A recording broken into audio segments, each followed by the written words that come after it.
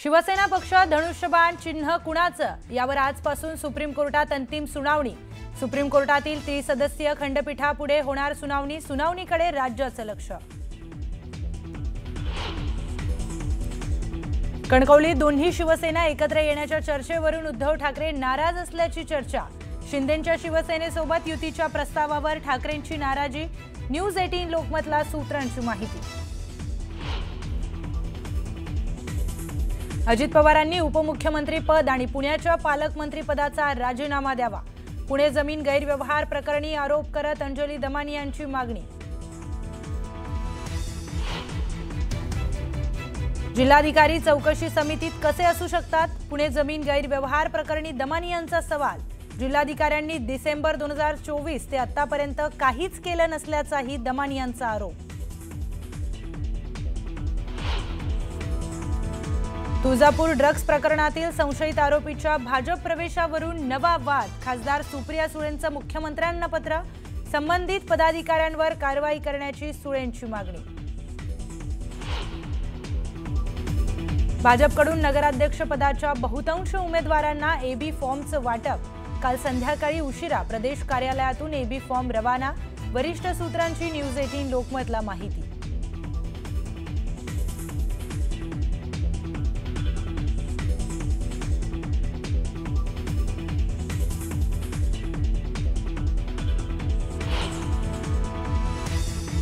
उपमुख्यमंत्री एकनाथ शिंदे आज जालना दौऱ्यावर। शिंदेंच्या उपस्थितीत जालन्यात शिवसेनेचा भव्य मेळावा। जालन्यामध्ये शिंदेंच्या उपस्थितीत पक्षप्रवेश होणार असल्याची माहिती। सांगलीत दलित महासंघ अध्यक्ष उत्तम मोहितेंची वाढदिवसाच्या दिवशीच हत्या तर खुनी हल्ला करणारा शेख जमावाच्या हल्ल्यात ठार। कारण अद्याप अस्पष्ट। पोलिसांकडून तपास सुरू। परवानगी न घेता पुणे मेट्रोमध्ये प्री वेडिंग फोटोशूट करणं जोडप्याला भोवलं। विविध मेट्रो ट्रेन आणि स्टेशन्सवर करण्यात आलेलं फोटोशूट। जोडपा आणि फोटोग्राफरला दंड।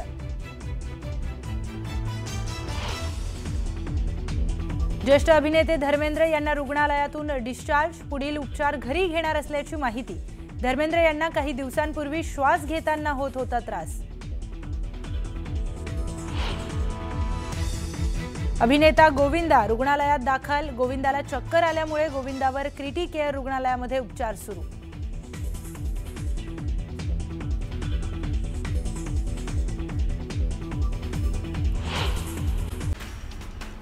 पुण्यातील जमीन घोटाळा प्रकरणात अजित पवार यांनी उपमुख्यमंत्री पदासह पालकमंत्री पदाचा राजीनामा द्यावा अशी मागणी अंजली दमानिया यांनी केली आहे। चौकशी करणारे 6 पैकी 5 सदस्य पुण्यातले आहेत। अजित पवार पदावर असताना निपक्षपाती चौकशी कशी होणार असा सवाल अंजली दमानिया यांनी केला।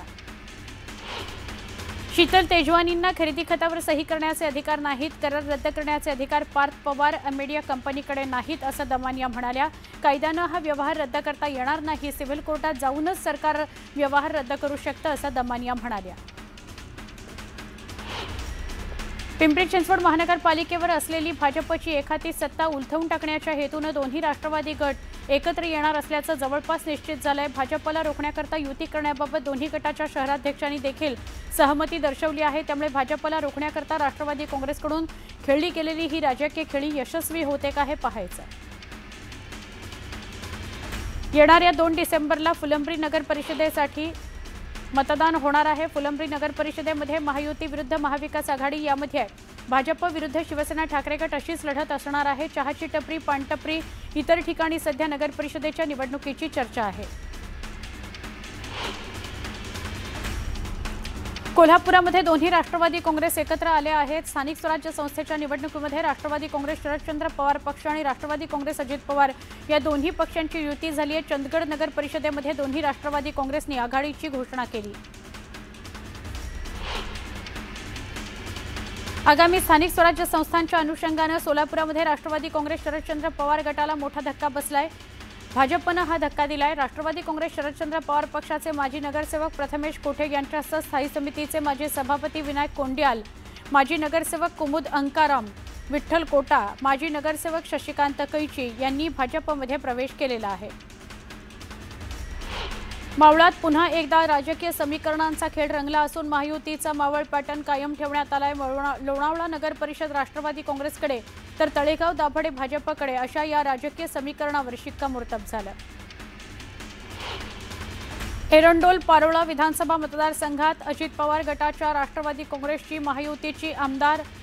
महायुतीची शक्यता आमदार अमोल पाटलांनी फेटाळून लावली। राष्ट्रवादी काँग्रेसला भाजप किंवा शिवसेनेकडून अद्याप कोणताही प्रस्ताव आलेला नाही, त्यामुळे या निवडणुकीत महायुतीचा कोणताही विचार करण्याचा प्रश्न येत नाही असं आमदार अमोल पाटील म्हणाले।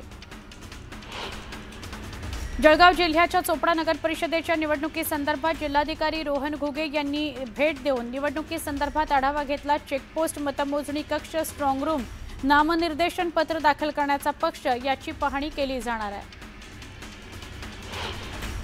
आमदार मंगेश चव्हाण यांनी माजी मंत्री एकनाथ खडसे यांच्यावर टीका केली। एकनाथ खडसे हे नेहमी सोयीची युती करतात। लोकसभेला त्यांनी भाजपचा प्रचार केला आणि आता म्हणतात भाजप नको, त्यांच्या भूमिकेत सातत्य नाही असा घणाघात चव्हाण यांनी केला। राष्ट्रवादी काँग्रेस शरदचंद्र पवार पक्षाचे काही स्थानिक पदाधिकारी अजित पवार पक्षाचे नेते माणिकराव ठाकरे यांच्या भेटीला गेले। या भेटीमुळे राजकीय वर्तुळात चर्चांना उधाण आलं। बैठकीदरम्यान स्थानिक राजकीय घडामोडी, निवडणुकांची रणनीती यावर चर्चा झाली। उपमुख्यमंत्री अजित पवार आज पुणे दौऱ्यावर आहेत। अजित पवारांच्या उपस्थितीत पक्ष कार्यालयात बैठका होणार आहेत। स्थानिक स्वराज्य संस्था निवडणुकीच्या पार्श्वभूमीवर अजित पवार कार्यकर्त्यांशी संवाद साधणार आहेत। भुसावळमध्ये शिवसेना उभाठा पक्षाचा मेळावा पार पडला। मेळाव्यामध्ये पक्षाच्या धोरणांवर, संघटनात्मक बांधणीवर आणि कार्यकर्त्यांच्या अडचणींवर सविस्तर चर्चा करण्यात आली आहे।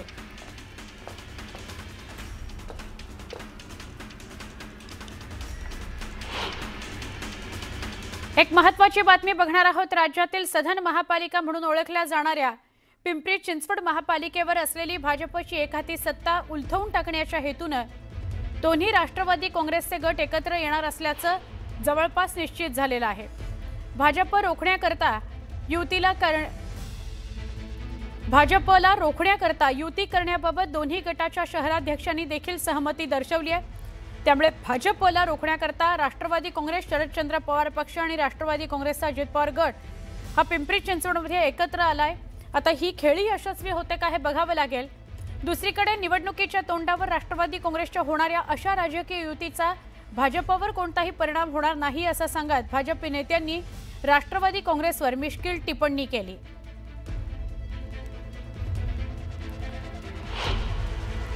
आपण पाहिलं असेल की राष्ट्रवादी काँग्रेस जेव्हा 2 सुद्धा झाली त्यावेळेला पण केवळ राष्ट्रवादी काँग्रेस पक्षाचे केवळ 2च नगरसेवक तिथे आणि काही खूप कमी बोटावर मोजण्या एवढे किंवा 5% कार्यकर्ते हे आदरणीय पवारसाहेबांना जॉईन झाले। परंतु आज आदरणीय पवारसाहेब आणि अजितदादा जर एकत्र येत असतील तर यापेक्षा चांगली बाब नाही, म्हणजे अतिशय स्वागतार्ह आहे। आम्हाला सर्वांना तो आनंद आहे।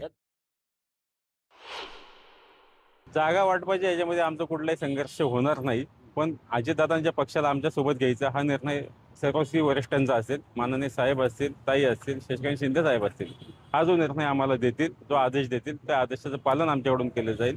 पण जागा वाटपामध्ये कुठलाही इथं वाद होणार नाही याची आम्हाला शाश्वती आहे। दरम्यान भाजपचे निवडणूक प्रमुख शंकर जगताप यांनी दोन्ही राष्ट्रवादी काँग्रेसच्या एकत्र येण्याचं स्वागत केलंय असं म्हणत दोन्ही राष्ट्रवादी काँग्रेसना आव्हान दिलंय। दुसरा एक महत्त्वाचा पेच आहे, पेच म्हणण्यापेक्षा राजकीय खेळी म्हणावं लागेल की जे राष्ट्रवादी अजित पवार गट तुमच्यासोबत सत्तेत होता, स्वबळाच्या तुमच्या नाऱ्यानंतर आता दोन्ही राष्ट्रवादी एकत्र येण्याची भाषा करतायत। अर्थात ते तुम्हाला रोखण्यासाठी, म्हणजे भाजपला रोखण्यासाठी हे राजकीय खेळी दिसते आहे।